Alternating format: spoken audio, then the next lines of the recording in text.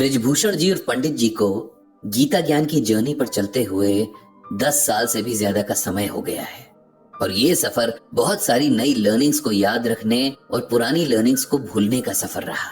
इसी सफर में पंडित जी ने सीखा कि बहुत बार कुछ नया सीखने से ज्यादा जरूरी पुराना सीखा हुआ भूल जाना होता है। अब कोई ये बात सुनकर ये भी कह सकता है कि ये क्या बात हुई भला, सीखा हुआ कोई कैसे भूल सकता है और क्यों भूले। नया कुछ भी सीखने से पहले पुराना सीखा हुआ भूलना जरूरी है। और बात इतनी गहरी है कि इसे ठीक से समझना बहुत ज्यादा जरूरी हो जाता है। हम सीखते हैं कि खूब मेहनत करो ताकि बहुत अच्छा रिजल्ट मिले। फिर ये सीखते सीखते धीरे धीरे हमारा फोकस काम से ज्यादा रिजल्ट पर हो जाता है।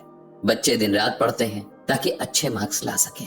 आप किसी भी बच्चे से पूछेंगे कि आप अपनी स्टडीज पर इतनी मेहनत क्यों करते हो, तो जवाब मिलेगा अच्छे मार्क्स के लिए। कोई बच्चा ये नहीं कहेगा कि वो नॉलेज के लिए पढ़ता है। ऐसे ही आप किसी वर्किंग प्रोफेशनल से पूछेंगे कि वो बिना छुट्टी लिए लगातार काम क्यों करता है, तो आंसर मिलेगा प्रमोशन के लिए। वो ये नहीं कहता कि ये उसकी ड्यूटी है। तो अनलर्निंग ऐसे ही शुरू होती है। अगर हम ये भूल जाएं कि हमें रिजल्ट के लिए नहीं बल्कि किसी काम के प्रोसेस को समझने, उसमें कुछ सीखने और एंजॉय करने के लिए उस काम को अच्छे से करना है, और पूरे डेडिकेशन के बाद भी रिजल्ट क्योंकि हमारे हाथ में नहीं है तो उसकी फिक्र नहीं करनी है, तो ये हमारी सबसे बड़ी लर्निंग होगी जिसे हमने कुछ सीखा हुआ भूल कर सीखा है। उसी तरह हम ये सीखते हुए बड़े होते हैं कि डेथ अननेचुरल है और उसका शोक मनाना चाहिए। सब लोग हर दिन एक डर में जीते हैं कि पता नहीं कब मौत आ जाए, जबकि ये तो लाइफ का सबसे बड़ा सच है। एक काउंटडाउन जो जन्म के साथ ही शुरू हो जाता है। जैसे एक बड़ा सच है कि हर दिन के बाद रात आएगी ही, तो क्या हम रात से डरते हैं? नहीं, क्योंकि हम इस सच को एक्सेप्ट कर लेते हैं और फिर इस फैक्ट के साथ कंफर्टेबल हो जाते हैं। अगर हम डेथ को भी लाइफ की तरह एक्सेप्ट कर लें तो फिर खुलकर जी सकते हैं। गीता ज्ञान सेशंस में पंडित जी का जोर इसी बात पर रहता है कि गीता ज्ञान को समझने और अपनाने के लिए हमें अपनी कंडीशनिंग की बहुत सारी बातों को अनलर्न करना पड़ेगा, क्योंकि पहले से भरा हुआ मन नई बातों के लिए जगह नहीं बना पाता। और अगर बना भी ले तो पुराने परसेप्शंस और नए ज्ञान के बीच हर रोज कॉन्फ्लिक्ट होते रहते हैं और फिर सब बेकार हो जाता है। अभी कुछ दिन पहले पंडित जी के नंबर पर एक कॉल आया था। ये कॉल उनका ब्लॉग रेगुलरली पढ़ने वाले रेडियो जॉकी सात्विक का था। सात्विक इससे पहले भी एक दो बार पंडित जी से फोन पर बात कर चुका था, क्योंकि वो चाहता था कि पंडित जी उसे थोड़ा टाइम दे दें और वो अपने रेडियो स्टेशन से एक लाइव फोन इन प्रोग्राम करना चाहता था, जिसमें पंडित जी लिसनर्स के गीता ज्ञान रिलेटेड क्वेश्चंस का उसी टाइम आंसर देते। सात्विक को खुद भी श्रीमद् भागवत गीता में गहरा इंटरेस्ट था और वो चाहता था कि और लोग भी गीता ज्ञान से जुड़ें। पंडित जी को भी ये आइडिया बहुत अच्छा लगा, लेकिन उनका शेड्यूल अगले कुछ महीनों के लिए इतना पैक्ड था कि इस प्रोग्राम के लिए कुछ वर्कआउट नहीं हो पा रहा था। ये प्रोग्राम बहुत सोच समझकर ऐसे टाइम में किया जाना जरूरी था जब ज्यादातर लोग रेडियो सुनते हैं, जैसे कि सुबह सुबह लोगों को ऑफिस भागने की जल्दी होती है और दिन भर सब अपने अपने कामों में बिजी होते हैं। इसीलिए ऐसा कोई टाइम जैसे कि संडे आफ्टरनून को इस प्रोग्राम के लिए फिक्स किया जाना जरूरी था, जिस पर सात्विक काम कर रहा था। लेकिन आज सात्विक का कॉल पंडित जी के पास किसी प्रोग्राम के रिगार्डिंग नहीं आया था। उसे अपनी पर्सनल लाइफ से रिलेटेड एक इशू को सॉल्व करने के लिए पंडित जी की हेल्प चाहिए थी। उसने पंडित जी को बताया कि उसके बड़े भाई ऋत्विक की शादी पिछले साल ही हुई है।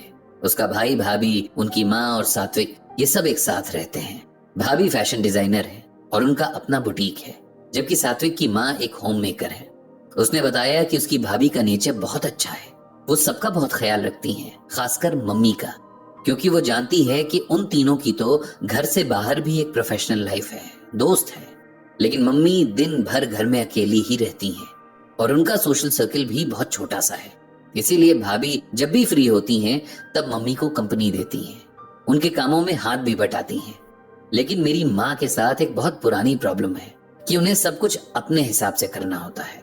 घर के किसी भी काम को लेकर उन्हें ये लगता है कि उनका ही तरीका सही है, बाकी सब बेकार है। ऐसे में अगर भाभी अपनी तरफ से कुछ काम करना चाहें तो मम्मी को गुस्सा आ जाता है। यहाँ तक कि अगर भाभी किसी रेसिपी को मम्मी की तरह ना बनाकर अलग तरह से ट्राई करना चाहें तो इसमें भी मम्मी को प्रॉब्लम हो जाती है। उन्हें इनडायरेक्टली ऐसा लगता है कि हमारे घर पर उनकी ओनरशिप को कोई चैलेंज कर रहा हो। मम्मी कुछ भी नया नहीं सीखना चाहती, न किसी को कुछ नया करने देना चाहती हैं। शुरू में भाभी ने बहुत कोशिश की, लेकिन मम्मी के जिद्दी नेचर के आगे उनकी एक नहीं चली। इसी तरह की बातों पर अक्सर दोनों में लड़ाई रहने लगी है।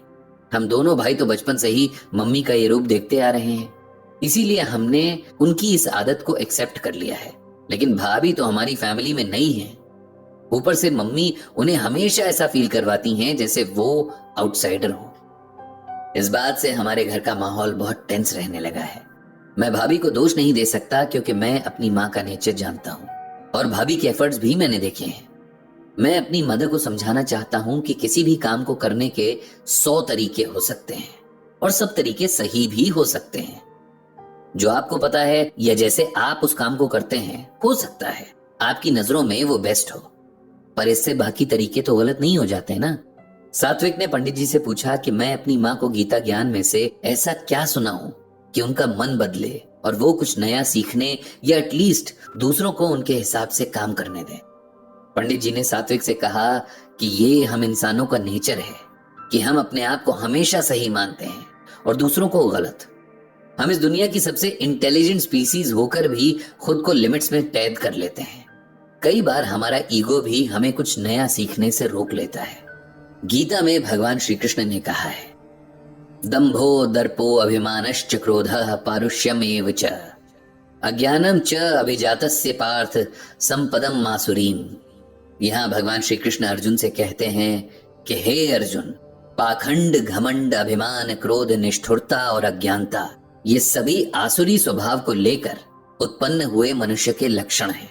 इसे सिंपल वर्ड्स में अगर हम समझें तो इसका मतलब ये है कि अहंकार यानी ईगो रखने वाले, खुद को सबसे ऊपर समझने वाले, हठ मतलब जिद पर अड़े रहने वाले, घमंड करने वाले और गुस्से का सहारा लेने वाले मनुष्य अपने और दूसरों के शरीर में रहने वाले मुझ पर आत्मा के साथ द्वेष करते हैं।